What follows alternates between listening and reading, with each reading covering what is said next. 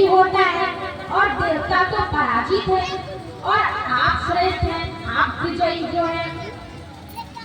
तो देव ऋषि नारद ने कहा कि श्रेष्ठ की कुछ मांगे होती हैं दैत्यराज। तो दैत्यराज ने कहा क्या है?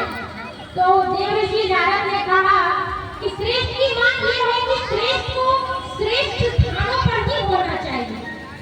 तो दैत्यराज कालकेतु ने ये सुना और कहा ठीक है, यदि श्रेष्ठ की यही मांग है तो हम मुक्त क्यों रहेंगे और देवता पूज क्यों रहेंगे।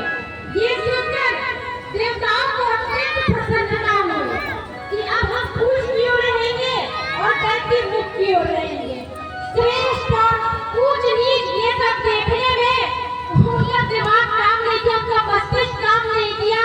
देव ऋषि नारद की चाल में दैत्य लोग फंस गए और उन्होंने मुक्त की ओर रहना स्वीकार कर लिया। वो क्या कहते हैं? नारद की इस खेल को, नारद की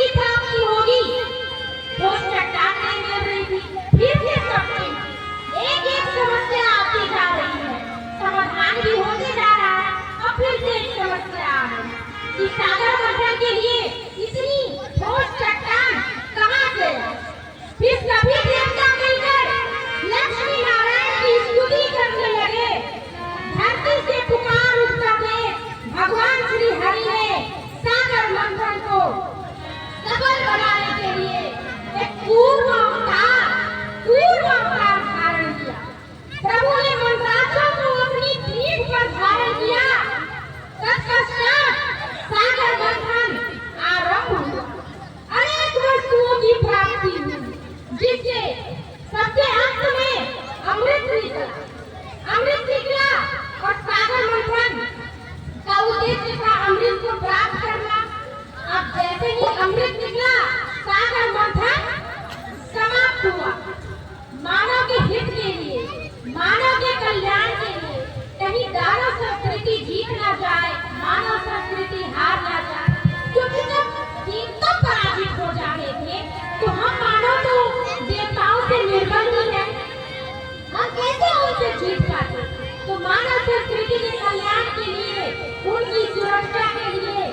प्रभु ने कूर्म अवतार धारण किया।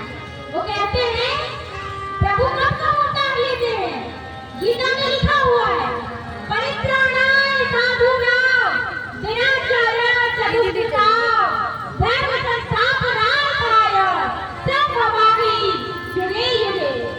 जब जब साधुओं के साथ अन्याय होता है, भक्तों के साथ अन्याय होता है, धर्म की हानि होती है, धर्म की क्षति होती है, साधुओं को दैत्यगण परेशान करते हैं, उन्हें मारते हैं, उनका वध कर देते हैं, तब तब प्रभु उनकी रक्षा के लिए अवतरित होते हैं और उनकी रक्षा करते हैं, उनका कल्याण करते हैं, पुनः धर्म की स्थापना करते हैं, उन सभी दैत्यों का संहार करते हैं।